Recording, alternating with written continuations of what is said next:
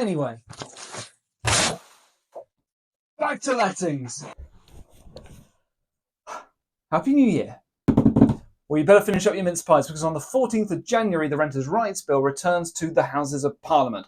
Dun, dun, dun, dun, dun, dun, dun, dun, dun. This is the report stage of the bill, which is when MPs will debate and then vote on proposed amendments to the bill.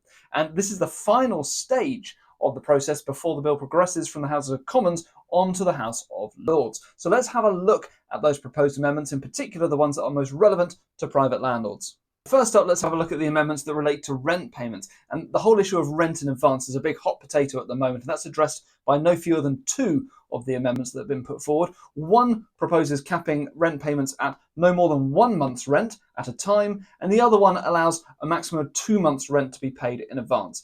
Another amendment proposes to cap rent increases at the Bank of England base rate. Many of us are concerned about the potential drain of landlords from the private rented sector that this bill may cause. And one of the proposed amendments does reflect that. And it suggests that a review should take place within 2 years of the bill passing that looks at the number of landlords offering properties through short-term lets as opposed to the private rented sector. So that would be a review taking place within a 2-year period of the bill going through into law.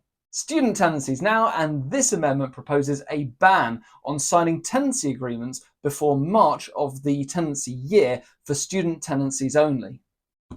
Moving on to landlord responsibilities and obligations now, and one of the proposed amendments provides a lot more clarity and detail on what should be included within the private landlord database. This includes landlord details, property compliance information, and even historic rent increase data. And another of the proposals suggests allowing tenants to pay their rent to an independent third party where a landlord has not fulfilled their mandatory repairing obligations.